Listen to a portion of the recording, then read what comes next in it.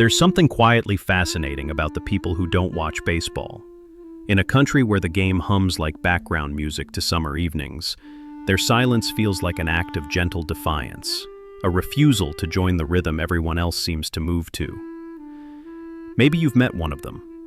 They smile politely when someone mentions last night's game, but their eyes drift elsewhere, to a thought, a memory, something beyond the crowd's noise. It's not arrogance. It's not boredom either. It's something subtler, the quiet intuition that not every story needs to be told through a scoreboard. I think about how the world often revolves around shared rituals, the roar of fans, the flash of stadium lights, the comfort of belonging to something larger than yourself.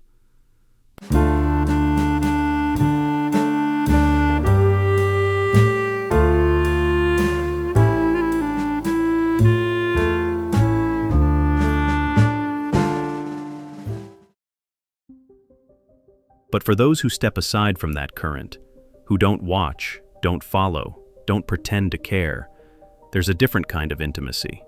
They find meaning in the quiet spaces others overlook, the sound of the street at dusk, the click of a typewriter, the way the world exhales when the crowd cheers elsewhere.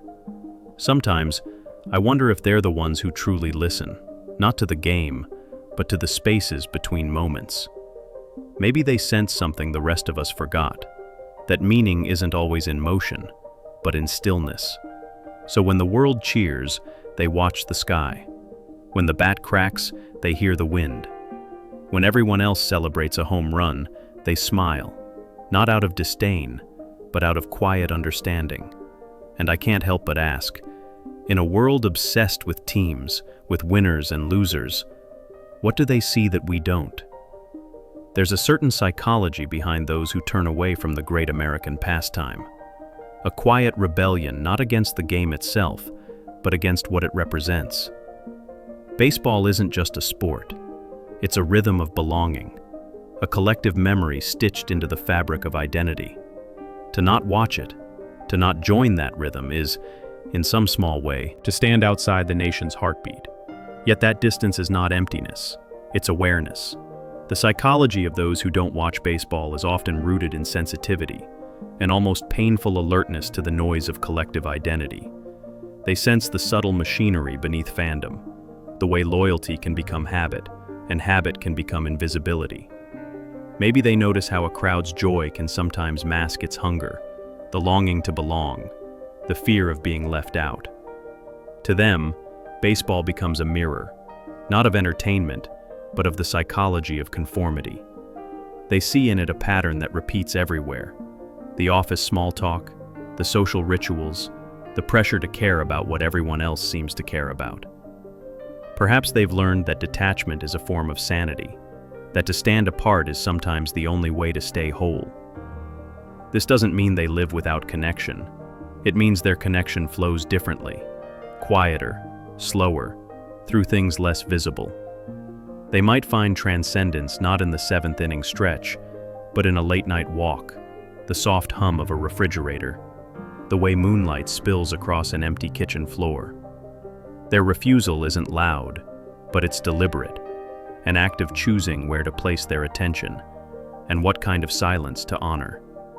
Because deep down, maybe they understand something essential, that not watching is not apathy, but a form of observation, of watching the watchers and seeing the unseen. When you stop watching the games everyone else watches, something subtle begins to shift inside you. It starts small, an unnoticed absence, like missing a note in a familiar song. But soon, you begin to feel it, the widening space between you and the crowd, the slow fading of shared language. When coworkers gather around a screen, you hover at the edge, smiling politely, pretending the names they chant still mean something to you. You realize that belonging isn't just a feeling, it's a currency. Without it, conversations feel foreign, laughter feels rehearsed, and your silence becomes its own kind of accent. Yet, in that quiet estrangement, something else awakens, a deep, almost spiritual kind of noticing. You start to see the patterns others are too busy to notice, the rhythm of passing days, the poetry of ordinary motion. There's beauty in disengagement, not in rejection, but in clarity. You begin to understand that attention is the most sacred form of participation. By withdrawing it from what's expected, you reclaim it for what's real. And that changes everything. The way you see time, the way you listen, the way you exist in moments others rush through. But there's a cost, too. Detachment can be mistaken for arrogance, solitude for sadness. Sometimes you wonder if it's worth it, to trade belonging for clarity, comfort for awareness. And yet, deep down, you know that silence has made you more honest, that your distance isn't from the world, but from the illusions within it. Every quiet soul has a breaking point, not of anger, but of awakening. It doesn't come with noise or spectacle.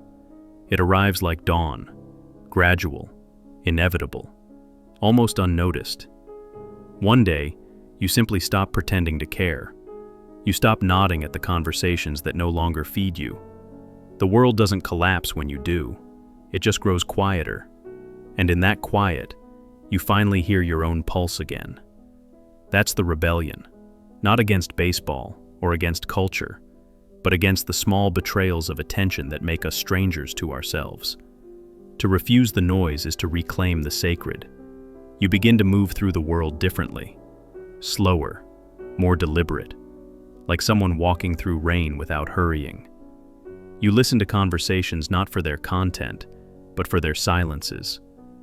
You notice how people cling to teams, to narratives, to noise, not for joy, but for direction. And in that noticing, you find compassion. You no longer judge the crowd. You just understand why it needs to exist. You've stepped outside the loop, not to reject the world, but to see it whole. And that quiet act, that refusal to be swept away, becomes your rebellion. In the end, it's never really about baseball. It's about what we give our attention to, and what we allow to shape our sense of meaning. Those who don't watch are not missing out on the game. They're simply tuned to another frequency, a quieter one, a truer one. They've learned that the most profound dramas unfold not on screens, but in the quiet corners of ordinary days. The waiting, the choosing, the being.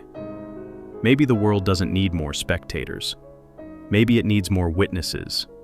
People who see without needing to cheer, who listen without needing to speak. And maybe that's what the quiet ones have become. Witnesses to a life that moves beneath the noise, faithful to a rhythm that no scoreboard can measure. Because in the stillness they've chosen, there's a strange kind of victory. Not the triumph of winning, but of seeing clearly. The world will go on cheering, chasing, forgetting.